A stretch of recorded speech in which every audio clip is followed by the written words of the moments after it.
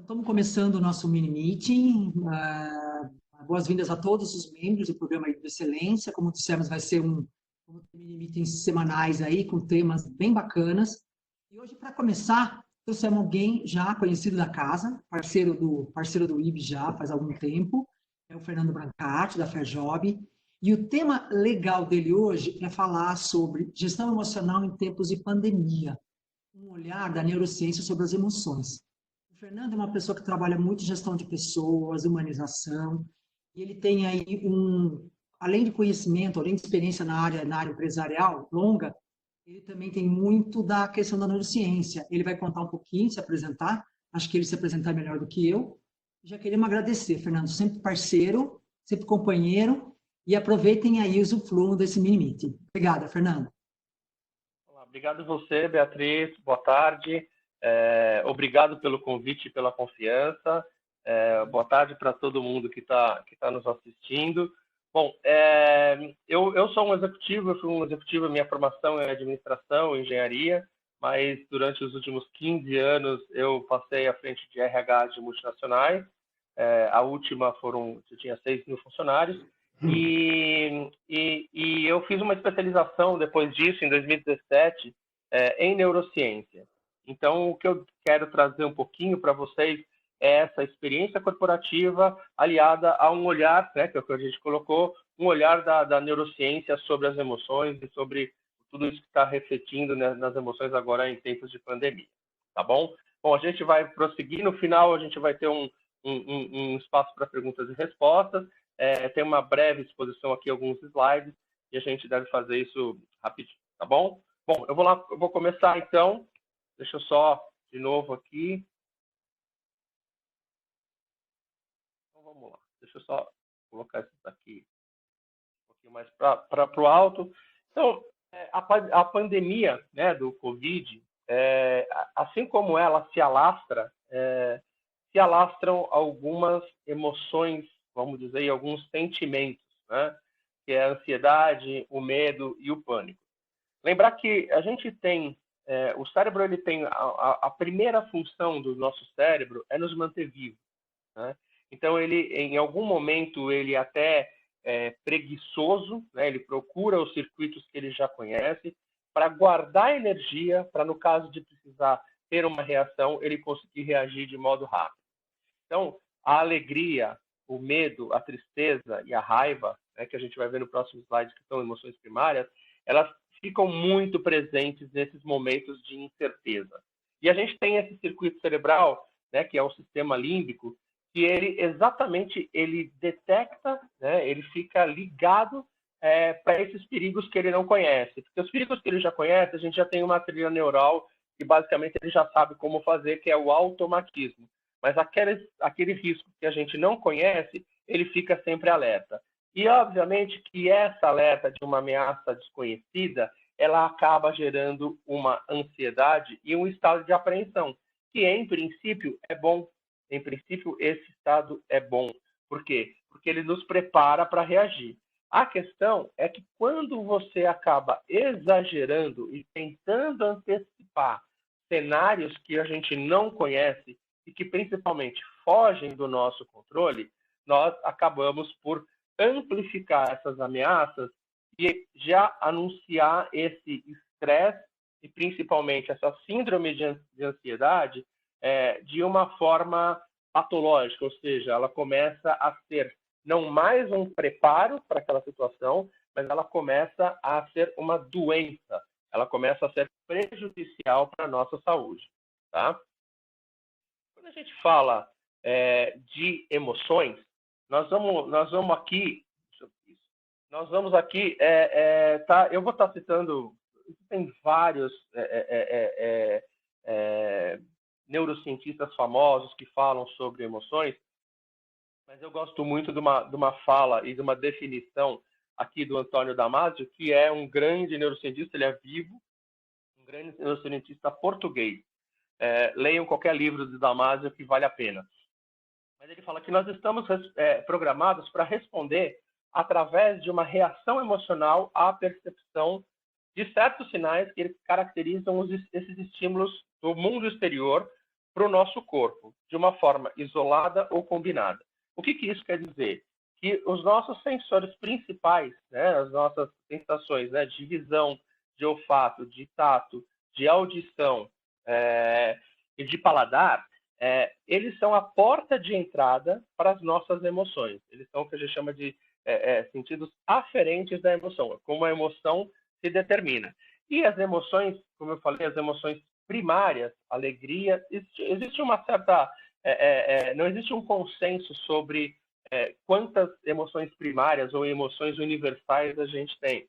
Alguns dizem que são 4, 5, 6 e até 7, mas eu gosto de citar sempre 4 principais, que é a alegria, o medo, a tristeza e a raiva. Essas são as emoções primárias, né? Então, elas são inatas, universais e evolutivas, ou seja, o mundo inteiro sente isso da mesma forma, né? Elas são evolutivas por quê? Porque elas nos protegem de riscos, elas nos preparam para os perigos e assim também como nos preparam para principalmente procriar, né? E aí principalmente o caso da alegria, do entusiasmo e tal. Então, elas são partilhadas por todos e associadas a processos neurológicos específicos, ou seja, existe uma rede neurológica para o medo, existe uma rede neural para a raiva, né? Todos esses sistemas automáticos, ou seja, se eu tenho raiva, automaticamente eu tenho algumas impressões como mostrar os dentes, como fechar as mãos, como partir para uma reação. Quando eu tenho medo é me encolher, mas eles sempre falam que a alegria ela vai para cima, ou seja, estou alegre, a tristeza para baixo, o medo para trás e a raiva para frente. Então, mais ou menos tem essa analogia. E eles desempenham, como eu falei, um papel crucial para assegurar a nossa sobrevivência. Já as emoções secundárias, ou o sentimento da emoção, e por isso que a gente já começa a falar sobre sentimentos, né? A palavra sentimento, no sentido emocional, ela vem do sentimento da emoção, elas já são essas reações secundárias, elas já resultam de uma aprendizagem. Ou seja, quando eu falar, ai, que raiva, na verdade eu já racionalizei que estou sentindo uma raiva, então ela já me traz alguma aprendizagem. São respostas a uma situação que é consequência de uma emoção primária, ou seja, eu senti aquela raiva, eu fechei, eu fiquei com raiva, e aí eu racionalizei. Ai, que raiva. O circuito neural é um só, né? Então não dá para a gente falar assim, vamos agir com emoção ou com razão. Não, ele é uma coisa só, mas ele tem uma ordem para acontecer, tá? São emoções muitas vezes exageradas ou perniciosas, ou seja, cada um sente da maneira como está preparado para sentir. Então, algumas pessoas têm pavor de rato, outras não têm. Porque isso tem um histórico na nossa infância, na nossa personalidade, e a gente age de acordo com aquilo. Então, tem gente que faz um escarcéu porque está vendo uma barata, e tem gente que não tem medo, né? E não tem certo ou errado, não tem julgamento sobre isso. Por quê? Porque a gente age de acordo com aquilo que a gente viveu dentro de um processo de evolução. São frequentemente inúteis ou prejudiciais quando não tem razão. Ou seja, se eu exagero, ela muito mais me atrapalha do que me ajuda, né? E traduzem-se por essas alterações fisiológicas sequenciais. Ou seja, eu estou com medo, eu começo a suar frio, eu começo a minha taquicardia, né, que são já algumas alterações fisiológicas que a gente não comanda. Eu não comando, vou suar frio, vou ter taquicardia, vou ficar nervoso. Você não comanda isso. Isso são alterações fisiológicas. Bom, então, a partir de uma emoção, se dá um comportamento de sobrevivência, ou seja, lembrando que o cérebro nos prepara para nos mantermos vivos, e depois ele vem ou para uma recompensa e uma punição, ou para um prazer ou dor, ou para uma aproximação ou afastamento. E aí, recompensa ou punição? Bom, eu tenho medo, nesta época de pandemia, se eu estou com medo, porque, por exemplo, eu posso fazer parte de um grupo de risco, né? O meu comportamento de sobrevivência é não sair, e eu tenho a recompensa de não sair, sendo que eu tenho, eu imagino que eu vou estar imune a esse vírus se eu não sair, né? Outro exemplo, desse mesmo exemplo, eu tenho medo, né, dessa emoção. Voltando aqui, peraí. Eu tenho o medo, né, mas eu tenho um medo de ficar sem dinheiro, porque em algum momento eu já fiquei sem comida. Então, o meu comportamento de sobrevivência não é me afastar, me isolar, mas sim tentar permanecer igual, né? E aí eu tenho uma recompensa de eu não continuar indo trabalhar e com isso eu ter o dinheiro. Mas eu posso ter também essa punição. Então, ou seja, não existe certo ou errado. Existem recomendações, mas não existe certo ou errado porque isso varia muito da minha emoção. A mesma coisa para prazer e dor e a mesma coisa para emoção ou afastamento, tá bom? Então, é importante a gente entender que o comportamento ele é um reflexo de uma emoção e ele traz aqui algumas dessas recompensas ou punições. Tá legal? Bom, vamos lá. Então, o que eu falei, eu adoro esse slide, porque aqui, neste quadradinho aqui, nós temos as 4 emoções primárias, que é a raiva, o medo, aqui tem até o nojo, né? A felicidade ou alegria e a tristeza. Dentro da neurociência, existem algumas linhas, né, que são 4 emoções primárias, que são 5, que são 6, até 7. Né? O Paul Ekman diz que é 6. O Paul Ekman é o especialista que fez emoções primárias com aquele desenho Divertidamente. Né? Então, lá a gente tem a raiva, o medo, o nojinho, né, que é o desgosto, a alegria e a tristeza. Mas a gente tem a surpresa, né, que é um estado também que ele pode te alertar para o medo, mas também te alertar para a alegria, e o neutro, né? Eu costumo dizer bastante que é a minha sogra. A minha sogra, ela está sempre é o neutro, ou seja, por mais que você falar, ela não tem reação, mas são emoções. E no segundo quadrante aqui, a gente já começa com a ansiedade, com o amor, com a depressão, né? Esse daqui com o tempo contrariado, na verdade é mais contrariado, orgulho, a inveja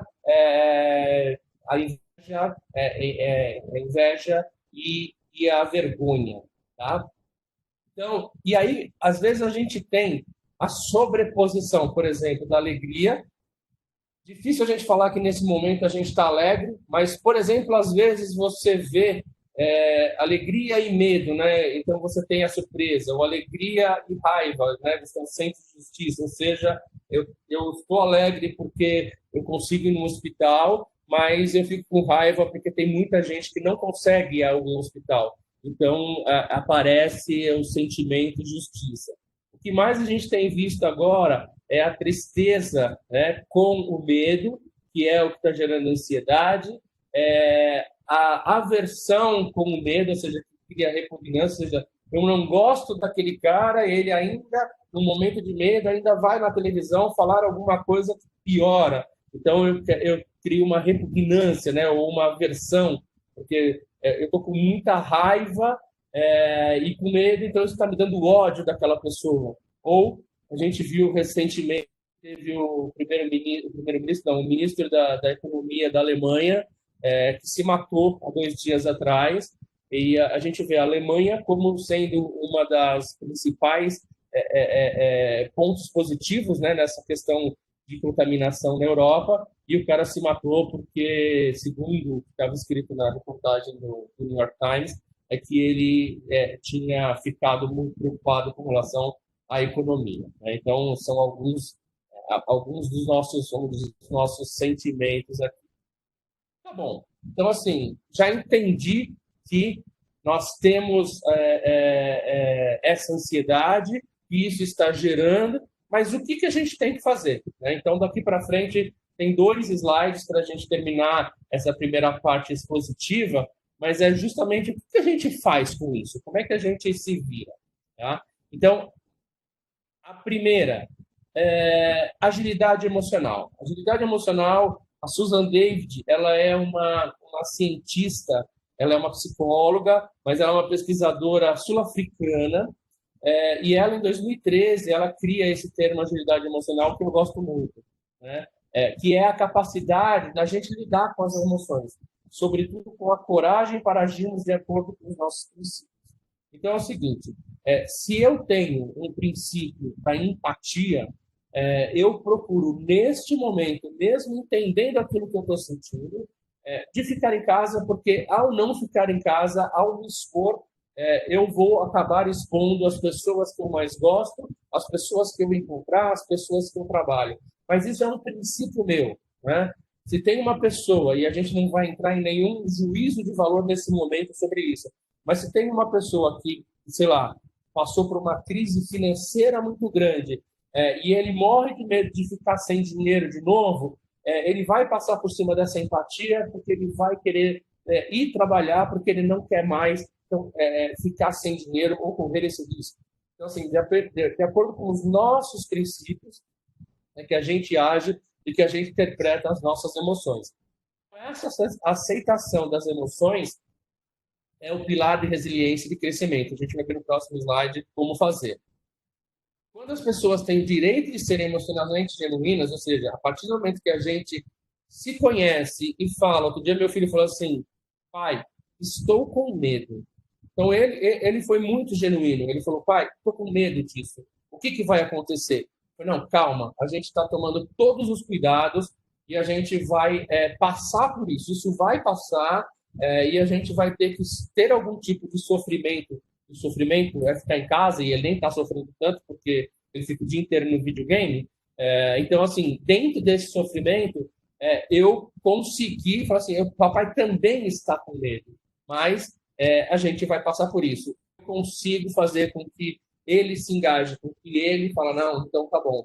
E isso vale para as empresas também. Então, quando você fala, olha, não sei o que a gente vai fazer, ou vamos ver os próximos meses, mas ao mesmo tempo de ver os próximos meses, a gente vai fazer o melhor possível, as pessoas se tranquilizam, então, ou seja, falar a verdade, né, estar realmente, verdadeiramente atrelado à sua emoção e ser verdadeiro, é uma das coisas que melhoram o engajamento e até faz florescer essa questão da criatividade. Então vamos se virar assim, então por enquanto vamos fazer aquilo, ou seja, as pessoas começam, através do engajamento, elas começam a ser mais criativas. Opa, deixa eu voltar aqui de novo. A diversidade, né, não se limita às pessoas diferentes, mas também ao respeito que está dentro dela, incluindo as emoções plurais. Ou seja, eu preciso saber que aquela outra pessoa está sentindo alguma outra coisa e respeitar aquilo que ela está sentindo. A partir do momento que eu não respeito, eu acabo não desrespeitando, eu acabo não reconhecendo aquela emoção do outro. E isso não fica legítimo. E, por último, é impossível ter trabalho e família sem estresse e desconforto. Ou seja, a gente, em nenhum momento a gente passa sem estresse e desconforto, né? Então, as pessoas estão agora dentro das casas e as mães e os pais já estão sentindo um grande desconforto, estão até achando que a mensalidade da escola é barata, para quem tem filho na escola particular, porque a gente está vendo que o trabalho que dá, né? A gente está tendo que ser professor, a gente está tendo que ser cozinheira, a gente está tendo que ser a pessoa que limpa a casa, ou seja, a gente está fazendo muito mais e óbvio que isso gera desconforto. Mas esse é o preço de pagarmos um propósito, ou seja, eu vou ficar em casa, eu vou manter minha família em casa, porque isso pode salvar a vida dos que eu mais amo e das pessoas que convivem comigo, né? Então, essa é o princípio da agilidade emocional, atrelado, obviamente, a esse caso nosso do coronavírus, tá? Então, esse aqui é o penúltimo slide. Quais são os componentes que compõem essa gestão emocional? Eu prefiro a palavra gestão emocional do que inteligência emocional.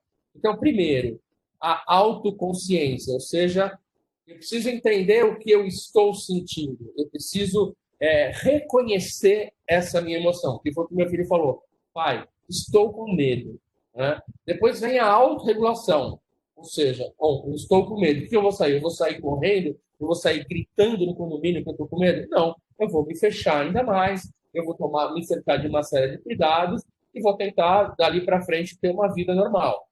A motivação é o terceiro, ou seja, é o desejo de buscar metas com entusiasmo. Ou seja, já que eu tenho que ficar em casa, né, a maior parte possível, e desde que eu consiga, porque eu sei que eu estou falando com o público que trabalha em hospital, a gente já viu pessoas que estão trabalhando neste momento, mas se eu consigo ficar em casa, o que eu posso fazer? Eu vou assistir uma apresentação de alguém para conhecer melhor isso, eu vou fazer um curso online, ou se eu tenho que ir trabalhar, porque eu faço parte de uma população onde é necessária a minha atividade, né, ela é essencial, o que me motiva a me arriscar para o próximo? Eu vou ganhar, obviamente, vou ter que trabalhar, mas eu estou ajudando a população, né? A mesma questão é o próximo, que é a empatia, ou seja, a habilidade de entender a emoção dos outros. Eu gosto desse termo na neurociência, porque não é a capacidade de se colocar no lugar do outro. Eu, homem, branco, de classe média, não consigo me colocar no lugar de uma mulher negra de classe C ou D. Eu não consigo, eu não passei por aquilo que ela passou, mas eu consigo, ao ouvir o relato dela, tentar entender a emoção dela, fazendo uma analogia para a minha emoção. Ou seja, olha, eu no ônibus outro dia teve um problema assim e eu tenho que entender aquela emoção. Então, a empatia, para nós na neurociência, é a habilidade de entender a emoção do outro e não se colocar no lugar do outro. Porque tem situações que eu não passei, que a pessoa passou, então verdadeiramente eu não vou sentir o que ela sente, mas eu vou entender talvez a raiva que ela esteja sentindo. E por último, a questão das habilidades sociais, ou seja, a habilidade de encontrar uma base comum. Tá, então eu não preciso trabalhar, você precisa trabalhar, e a gente tem que se entender. Eu não posso criticar as pessoas que estão na rua simplesmente porque elas estão na rua e eu não estou. Eu não posso criticar aquele que está preocupado com a questão financeira porque eu estou preocupado com a questão de saúde.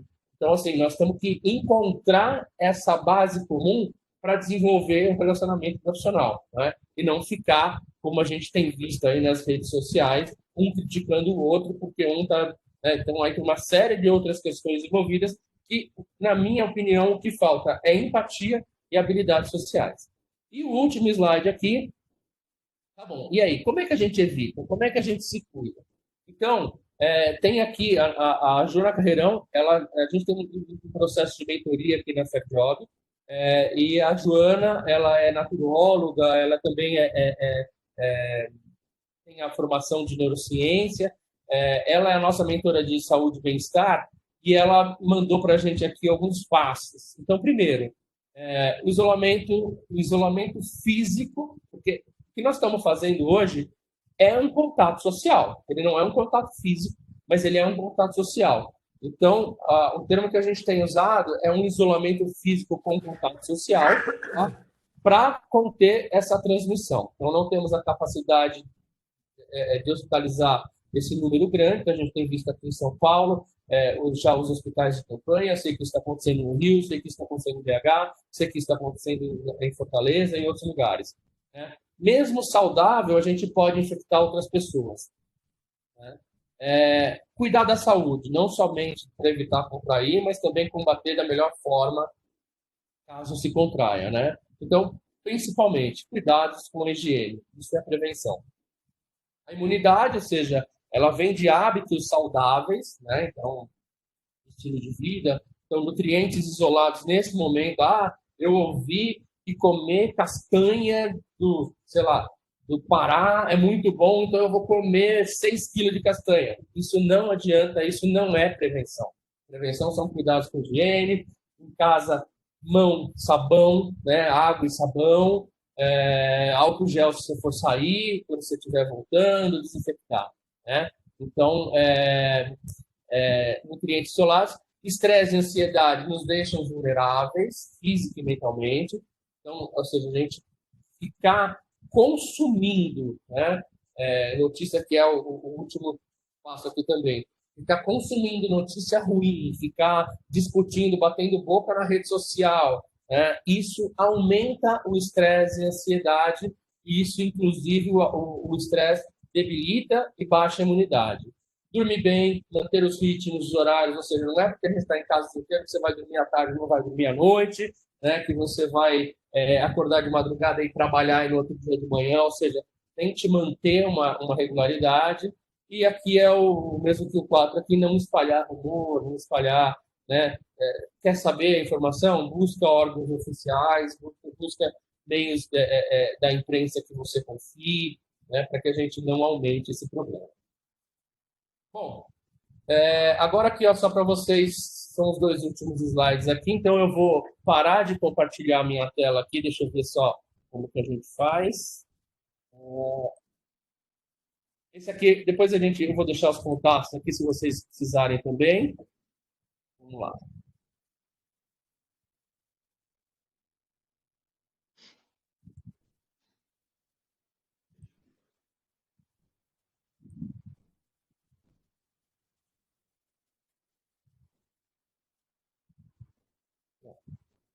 Acho que agora eu já parei o compartilhamento aqui.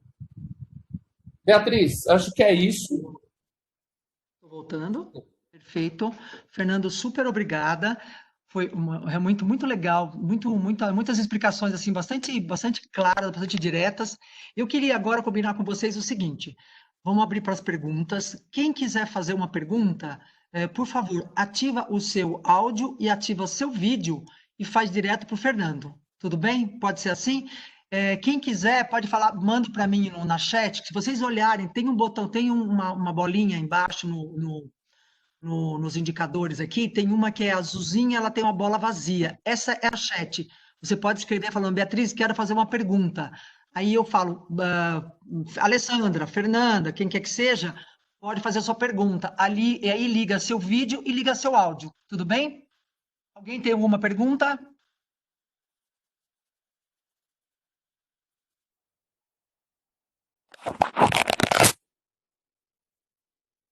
Beatriz, Fernando, muito obrigada pela apresentação. Eu queria perguntar o seguinte: eu trabalho na área da saúde e com call center. Então, nós fizemos aí um grande movimento, até instruído aí pelos órgãos oficiais, de trabalhar em home office, mas eu tenho uma parte de pessoas que estão trabalhando no local físico, com todo o cuidado, distanciamento, limpeza e tudo isso. Mas essas pessoas, elas sentem medo. E, então, nós estamos, assim, utilizando o máximo da nossa criatividade para diariamente conversar com eles, mas a criatividade já está se esgotando. Né? O que você recomendaria que a gente pudesse fazer nesse dia a dia com eles para dar uma neutralizada nesse medo? Né? Porque eles sentem medo, porque utilizam o transporte, moram em lugares populosos, né? Muitas pessoas dentro de casa. Nós temos, inclusive, apoio psicológico, mas estou acreditando que no momento que isso passar, pode ser até pior do que o momento atual, porque a hora que passar tudo isso, não sei se esse medo todo, né, vai desencadear, né, algum sentimento, algum problema emocional mais sério nessas pessoas, né? Então, no dia a dia, a gente brinca com cartazes, mas está faltando criatividade, porque é muita gente, né? Um call center é muita gente. Então, obrigado, Celeste. Obrigado pela tua pergunta. A tua pergunta é super importante. Primeiro, porque vocês, assim como outros aqui, fazem parte de um grupo que não pode trabalhar. Né? Então, o que eu tenho visto em outras empresas clientes? A mesma questão da criatividade. Primeiro, eu acho que é falar a verdade. Olha, a gente está, primeiro, separar, né, e deixar em casa as pessoas que estejam em algum grupo de risco, ou seja, você tem mais idade, você tem alguma doença crônica, né, ou seja, realmente tem que ficar afastado. Então, é mostrar, olha, as pessoas que estavam, né, que têm um grupo de risco, e obviamente que elas se conhecem, então elas já não estão vindo, ou seja, a gente está primeiro cuidando deles, ao mesmo tempo cuidar de vocês, e vocês devem estar tomando vários cuidados de deixar álcool gel espalhado, não sei se tem a possibilidade de máscara, sabe, que tem algumas coisas que estão faltando.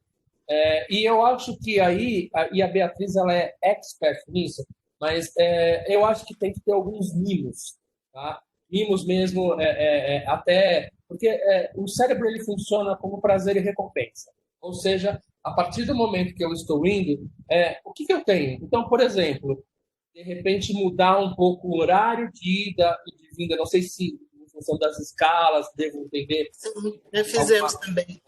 Mas você já mudar, você fazer um café da manhã diferente para as pessoas, você ter um almoço diferenciado. A gente tem visto, por exemplo, eu vi outro dia que aí em Minas, eu sei que tem uma pessoa de BH, que eu achei super legal, que as pessoas estavam parando, o McDonald's estava distribuindo lanche para os caminhoneiros. Então, você espera aquilo, né? Então, essa recompensa, ou seja, esse reconhecimento, né? Exatamente pela surpresa, eu acho que isso é uma coisa importante, né? Porque o cérebro ele acaba falando assim, olha, tudo bem, eu vim, claro que eu estou me arriscando, mas quando você coloca que aquela pessoa, a gente confia que você está vindo porque você está são, porque você é mais saudável, né? Então você tenta mostrar isso e ao mesmo tempo dar alguma outra atividade ou alguma outra coisa que recompense, né? Ele tem, o cérebro ele tem um sistema dopaminérgico, ele motiva. A motivação é dada pelo sistema dopaminérgico e ele é feito exatamente de recompensa, de ou punição ou recompensa. Então, ele não pode se sentir punido por estar indo trabalhar, né? Eu não sou psicólogo, semana que vem vocês vão conversar com uma psicóloga, mas o que eu acredito é que, com o passar do tempo, como vai passar e este receio ele é muito momentâneo, ou seja, se eu não peguei, eu não creio que fique uma sequela, como, por exemplo, uma sequela do pós-guerra, né? Onde você vai para uma guerra e quando você volta, você fica com aquela sequela, a não ser que você tenha vivido um caso muito mais dramático dentro da família. Então, assim, eu não acredito que a gente tenha, eu acho que o pior momento é agora, são essas 2 próximas semanas, que vai haver um aumento, inclusive de internações, vai começar a aparecer na mídia que os hospitais estão cheios, tal. Então, assim, a gente ainda não está no pior momento, do ponto de vista neurocientificamente analisando, do ponto de vista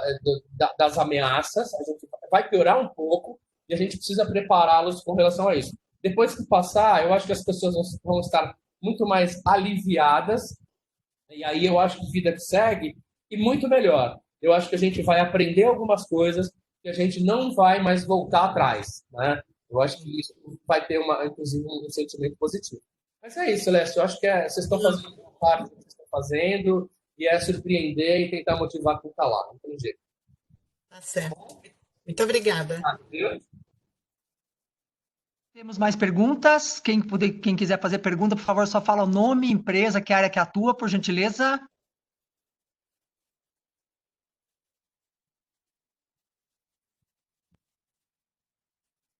Ninguém? Perguntas? Fernando? Opa. Oi. Oi, Daniela. Eu sou do Beneficência Portuguesa de São Paulo. Sou consultora de RH e gestão de mudanças. Legal, Daniela. Eu tenho só uma dúvida aqui da sua apresentação. Daniela, compartilhar com a gente depois.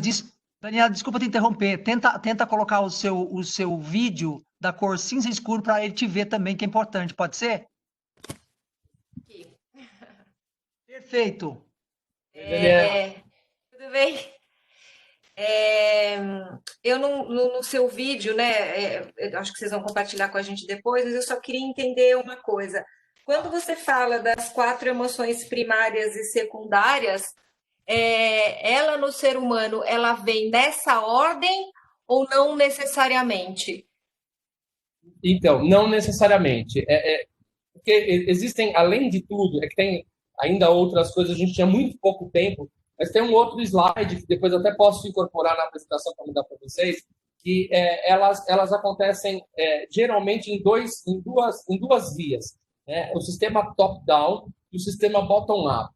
Então, o sistema top-down é aquele sistema que, de cima para baixo, mas que eu racionalizo, né? E aí me cria uma emoção. Então, meu Deus, eu vou ter que pegar o ônibus e o ônibus vai ter gente lotada, ou seja, eu estou racionalizando e aí vem o medo, né?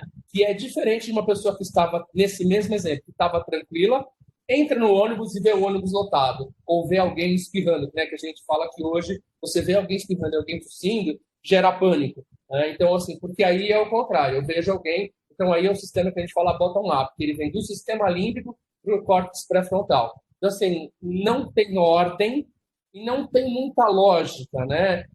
Eu posso ver alguém espirrando e eu não sentir nada, e você estar no mesmo momento comigo, ver alguém espirrando e você sentir algum medo. Por quê? Porque a emoção ela tem muito daquilo que a gente já viveu, né? E das nossas próprias crenças que formaram a nossa personalidade. Então, mas não tem uma ordem, né? É primária, então, assim, de um sentimento pode gerar uma emoção.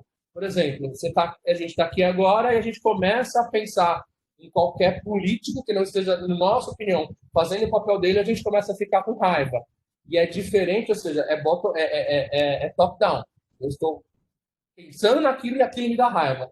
E, ao mesmo tempo, se eu vir alguma coisa na rua e aquilo me desperta raiva ao ponto de eu, sei lá, de repente até avançar em alguém, tentar, né, extrapolar essa raiva para depois falar assim, nossa, que loucura que eu fiz. Ou seja, vai do límbico para o sistema pré-frontal. Então, assim, não tem lógica. Não sei se eu te respondi, mas é mais ou menos...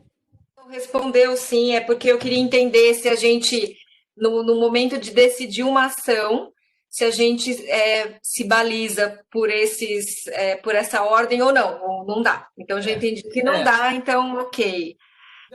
O que dá para a gente fazer, e aí já é um segundo passo, as tomadas de decisão, elas são, obviamente, ligadas ao córtex pré-frontal, ou seja, elas são, sim, já uma segunda etapa, né? Ou seja, eu reagi, e aí eu tenho aquela reação intuitiva, né? Então, naquele gráfico que tem lá os corpos, né, que ele mostra onde está mais vermelho e tal, é onde a gente tem maior circulação sanguínea. Então, por exemplo, se eu sinto raiva, você pode ver que na boca ele está mais vermelho e nos punhos, porque é onde o ser humano tende a reagir. E aí tem uma das funções executivas, que é o controle inibitório. Eu falo, opa, eu estou com raiva, estou com vontade de esganar essa pessoa, mas eu não vou esganar, porque isso não é correto do ponto de vista da nossa civilização, né? Então, assim, a tomada de decisão já é um segundo passo, mas nem sempre eu decido,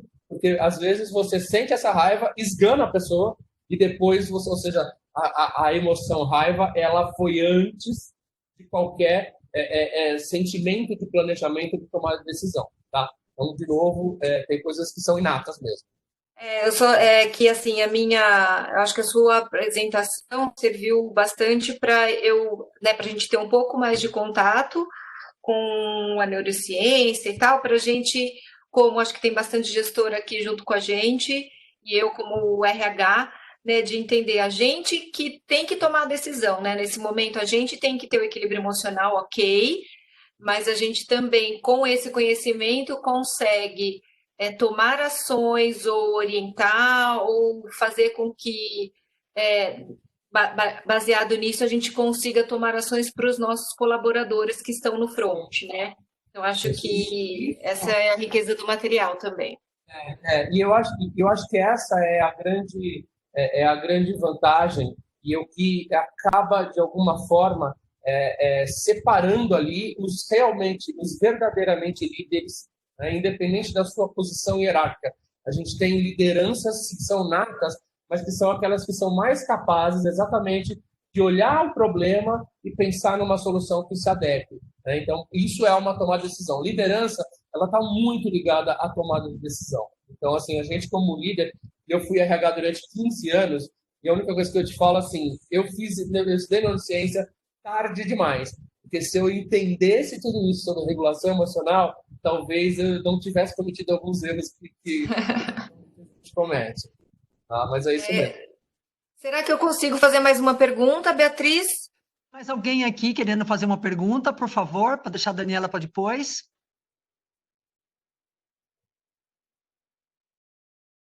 Continue, Daniela. Tá, então, mais uma perguntinha só, a gente acaba que a gente já estourou o tempo. Eu queria saber o seguinte, se você tem conhecimento de outros grupos de neurociência ou, enfim, de outros grupos no mundo que já, por algum, né, porque já passaram pela fase que a gente está passando aqui do corona, se eles já têm uma análise disso, né? Então, assim, olha, depois dessa fase, então, na maioria das pessoas elas deprimem, ou elas enlouquecem, ou elas ficam bem, porque seria legal a gente ter uma referência, né? A gente está aí atrasado alguns meses ou algumas semanas com relação a outros lugares. Eu queria saber se você já tem alguma análise, algum estudo, algum resultado do que acontece com as pessoas depois dessa fase que a gente ainda vai passar.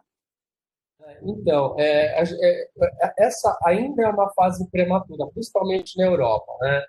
Eu acho que quem está dando um pouquinho de mostra já do pós-Covid é a China. A gente não tem muita informação da China, embora a gente saiba que as pesquisas lá estão bastante avançadas em qualquer área, não só na neurociência. Eu tenho contato com o pessoal do Einstein, da pesquisa lá, mas a gente ainda não tem nenhuma base conclusiva.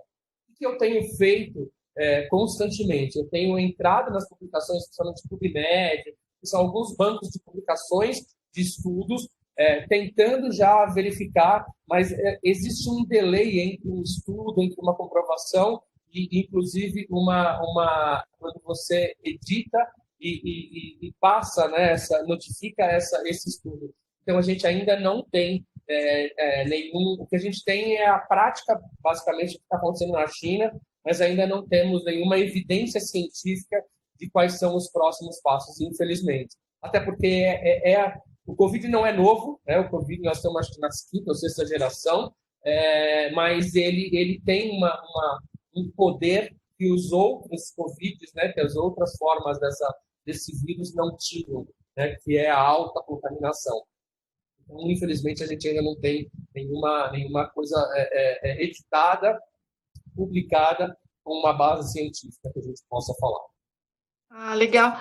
Sei lá, se você conseguir, né, no tempo aí, alguma coisa for avançar e você puder compartilhar com a gente, acho que do mesmo jeito que a gente está seguindo as boas práticas do mundo, né, com relação a confinamento, com relação a todas as prevenções e tal, se você puder compartilhar também com a gente quando você tiver algum material, agradecemos, porque acho que isso é importante também, a gente vai ter que cuidar também da saúde mental de todo mundo, né?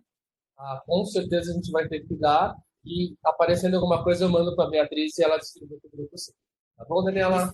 Tá bom, muito obrigada, viu? Eu que agradeço. Perfeito. Eu vou, antes que alguém faça alguma pergunta, eu vou só avisar vocês que semana que vem, muito dessas questões aí nós vamos ter também. Nós temos na semana que vem, dia 8, também das 16h30, 17h15 ou 17h30, nós vamos ter essa convidada, a Sofia Martins, que hoje nos acompanha. A Sofia, ela vai falar sobre os impactos psicológicos na quarentena em época de pandemia. E ela acabou de falar para mim aqui que ela já tem dados, que ela vai poder compartilhar e vai trazer um pouquinho para vocês aí no próximo encontro, tá bom?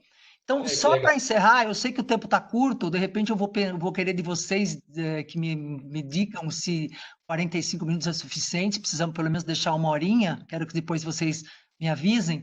Mas alguém tem alguma pergunta para nós finalizarmos, por favor?